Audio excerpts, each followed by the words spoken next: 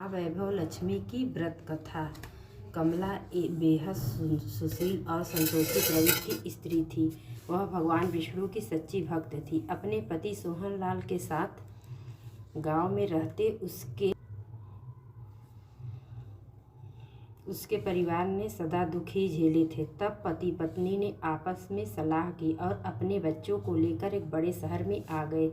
शहर में आकर सोहनलाल ने एक ढाबा खोल लिया था, जिससे अच्छी आमदनी होने लगी थी। यह सब श्री नारायण जी की कृपा का फल था, जो कमला के आराध्य थे। सब कुछ ठीक ठाक चल रहा था, मगर कमला को एक ही दुख था कि ज्यों-ज्यों उसके परिवार घर में धन बढ़ता जा रहा था, त्यों उसके पति की लालसा भी बढ़ती जा रही थी।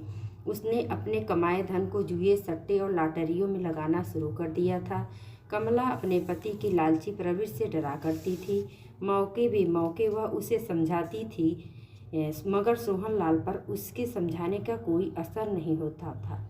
वह कहता, तुम पागल हो कमला, अरे इतने बड़े शहर में आकर भी अगर हमने कोठी कार नहीं बनाई तो धिक्कार है हमारे गांव छोड़ने पर। जब ईश्वर की कृपा होगी तो वह इसी काम में इतनी बरकत दे देगा कि हम यह सब भी बना और खरीद लेंगे। कमला कहती, ईश्वर की क्या कृपा करेगा, कर्मवीर अपने बल पर ही ये सब प्राप्त करते हैं। सोहनलाल अहंकार भरी बातें करता तो कमला मन महसूस कर रह जाती। सोहनलाल के कदम दिन ब दिन भागते चले गए।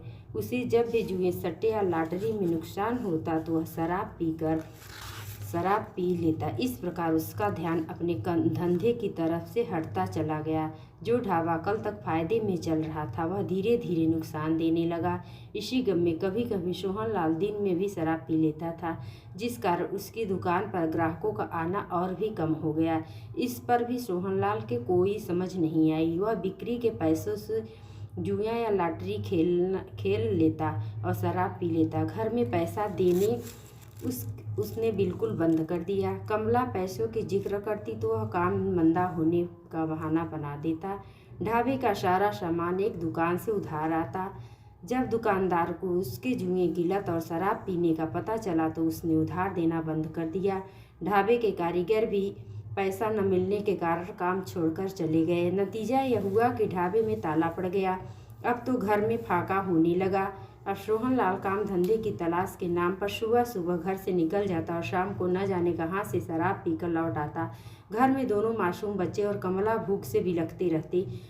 कुछ दिन तो कमला अड़ोस पड़ोस से मांगकर बच्चों का पेट किसी प्रकार भरती रहती, मगर आज तो पड़ोसियों ने भी नजरें फेर ली। आखिर कोई कब तक किसी पर दया कर सकता है।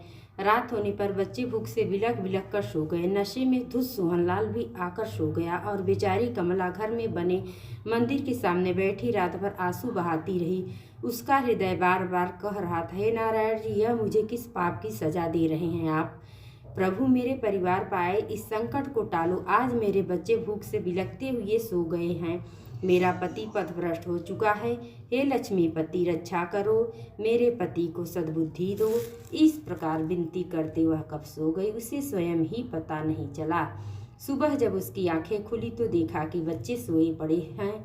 पति नहा धो रहा था। कमला से उसकी नजरें नहीं मिली तो उसने सिर झुका लिया, फिर कपड़े पहनकर खामोशी से बाहर चला गया। कमला हाथ मुंह धोकर फिर से अपने नारायण जी के मंदिर के सामने जा बैठी। चेहरा घुटनों पर टिका लिया और सोचने लगी, क्या करूं। बच्चे उठकर नाश्ता मांगेंगे तो क्या जवाब दूंगी। तभी दरवाजे पे दस्तक हुई। सहमी सी वह दरवाजे तक पहुंची और दरवाजा खोला तो एक साधु को अपने सामने खड़ा पाया। कुछ भिक्षा दे बेटी, साधु ने कहा। बाबा, मेरे घर में तो अन्न का एक दाना भी नहीं है, पास में एक फूटी कौड़ी तक नहीं, आपको क्या दूं। कहकर वह रो पड़ी। बेटी, तेरे घर में धन पड़ा है और तू दुखी है, साधु ने कहा। धन मेरे घर में? बाबा, आप क्यों मुझ अभागी का उपहास कर रहे हैं। मैं सच कह रहा हूँ बेटी। अपने घर की दीवार पर टंगी नारायण जी की तस्वीर के पीछे देख, वहाँ तेरा पुराना बटुआ पर्स पड़ा है जिसमें कुछ धन है। और सुन, यदि बच्चों को पिता से कुछ लेना हो तो उन्हें माँ को मनाना चाहिए। माँ स्वयं पिता को मना लेती हैं। यह ले। साधु ने अपने झोले में से एक पुस्तक निकाल कर कहा, यह माँ वैभव लक्ष्मी व्रत की कथा पुस्तक है।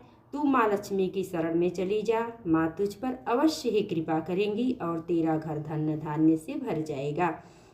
माँ वैभव लक्ष्मी की पुस्तक हाथ में आते ही कमला के शरीर में जैसे नई शक्ति भर गई। वह बोली, बाबा क्या सचमुच माँ वैभव लक्ष्मी मेरी दरिद्रता दूर कर देंगी? बेटी, जहाँ वैभव लक्ष्मी की कृपा होती है वहाँ दुख दरिद्रता ठहर नहीं पाती। तू पुस्तक में लिखी विधि के अनुसार माँ का व्रत कर, तेरा उद्धार होगा। नारायण नारायण। कमला तो अपनी सारी सुध बुध भूल कर पुस्तक के पृष्ठ पलटने लगी। अचानक उसके मन में आया कि यदि घर में धन है तो बाबा को खाली हाथ नहीं भेजना चाहिए, मैं अभी उन्हें कुछ देती हूँ। ऐसा सोचकर जैसे ही उसने नजरें उठाई तो अवाक रह गई। अभी क्षण भर पहले ही तो साधु बाबा उसके सामने खड़े थे, मगर अब तो वहाँ दूर दूर तक उनका पता ही नहीं था। मगर नारायण नारायण के शब्द अभी भी उसके कानों में गूंज रहे थे। कमला हतप्रभ सी रह गई। तो क्या नारद जी मेरे नारायण का संदेश लेकर आए थे? जरूर यही बात है, सोचती हुई कमला तेजी से पलटकर भीतर आई और दीवार पर टंगी नारायण की तस्वीर के पीछे देखा तो सचमुच वहाँ उसका पुराना पर्स पड़ा था। कमला ने उसे खोलकर देखा तो उसमें 100-100 के 5 नोट रखे थे। खुशी के मारे उसका चेहरा दमकने लगा। एक नया उत्साह और फुर्ती आ गई उसके शरीर में। जल्दी जल्दी उसने स्नान किया और पुस्तक पढ़ने बैठ गई। पुस्तक में सबसे पहले उसने व्रत के नियम पढ़े और यह पढ़कर तो उसकी खुशी का ठिकाना ही न रहा कि माँ वैभव लक्ष्मी का व्रत शुक्रवार से आरंभ किया जाता है। यह संयोग ही था कि उस दिन शुक्रवार ही था। उसने स्नानाद से निवृत्त होकर नारायण जी के सामने ही संकल्प कर लिया कि वह माँ वैभव लक्ष्मी के 21 व्रत करेगी। उसके बाद वह बाजार गई, खाने पीने का व पूजा का सामान लेकर आई। उसने बच्चों को जगाकर उन्हें नहला धुला कर नाश्ता दिया और फिर माँ वैभव लक्ष्मी व्रत कथा के पुस्तक में लिखे नियमों के अनुसार व्रत किया। सारा दिन वह जय माँ वैभव लक्ष्मी, जय माँ वैभव लक्ष्मी जाप करती रही। शाम के समय उसने विधिवत माँ का पूजन किया और प्रार्थना की, हे माँ, नारायण जी की आज्ञा से मैंने आज से आपकी शरण ली है, मेरी मनौती पूर्ण करना माँ। मैं केवल इतना चाहती हूँ कि मेरे पति को सद्बुद्धि आए और वे सभी दुर्गुणों का त्याग कर फिर से सद्मार्ग पर चलते हुए अपना काम करें। जय माँ वैभव लक्ष्मी, जय माँ वैभव लक्ष्मी। व्रत कथा कहकर उसने बच्चों को चूरमा का प्रसाद दिया, अपने अड़ोस पड़ोस में बांटा, फिर पति के इंतजार में पलके बिछाकर बैठ गई। रात 8 बजे से उसका पति आया। कमला को यह देखकर सुखद आश्चर्य हुआ कि आज वह नशे में ही नहीं था। कमला, आज तो चमत्कार हो गया, ईश्वर की कृपा से कल से ही मेरा ढाबा फिर से चालू हो जाएगा। आज लाला ने स्वयं बुलाकर कहा कि यदि मैं शराब और जुए की लत छोड़ दूं तो वह मुझे फिर से आटा दाल आदि उधार दे देगा। और कमला, मैंने आज से ही कसम खा ली है कि मैं जीवन में कभी भी शराब और जुए की तरफ नहीं देखूंगा। ये सब तुम्हारे शुभ कर्मों का चमत्कार है। नहीं स्वामी, यह सब माँ वैभव लक्ष्मी का चमत्कार है, माँ वैभव लक्ष्मी का चमत्कार है। हाँ स्वामी, हम सब माँ वैभव लक्ष्मी की शरण में हैं। आज ही मैंने माँ वैभव लक्ष्मी का व्रत रखा। माँ वैभव लक्ष्मी सबकी मनोकामनाएं पूर्ण करती हैं। एक बार माँ जिससे प्रसन्न हो जाती हैं उसके जीवन में कभी भी दुख और दरिद्रता की छाया नहीं पड़ती। मगर तुम्हारी यह सब बताया किसने? मेरा मन रोमांचित सा हो रहा। कमला, तू मुझे सब कुछ बताओ।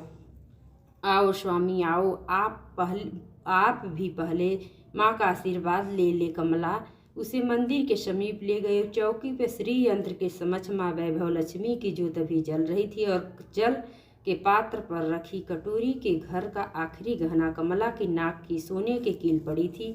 सोहनलाल जैसे ही माता की ज्योति के सामने समक्ष गया, उसकी आंखों से अविरल अश्रुधारा बह निकली और हाथ जोड़कर वह बोला, हे माँ वैभव लक्ष्मी, मैं लोभ में फंसकर पथभ्रष्ट हो गया था।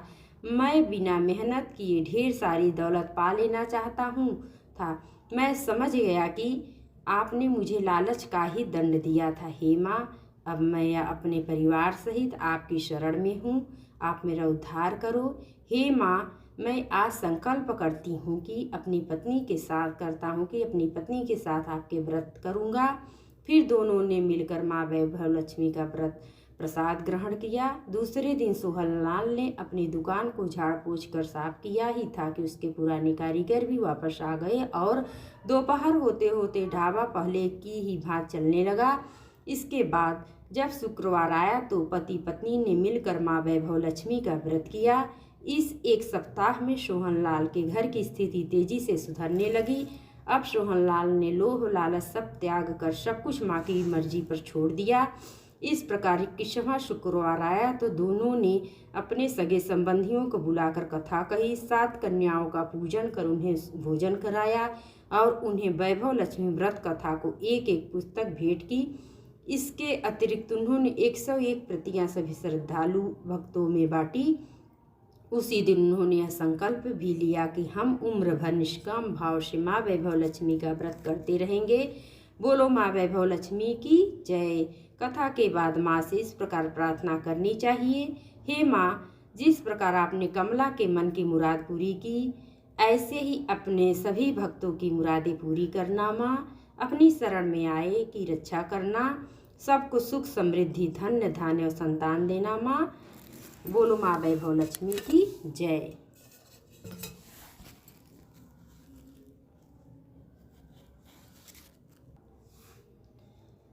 आवाहनम न जानम विसर्जनम पूजा च न जानम क्षमस्व परमेश्वरी।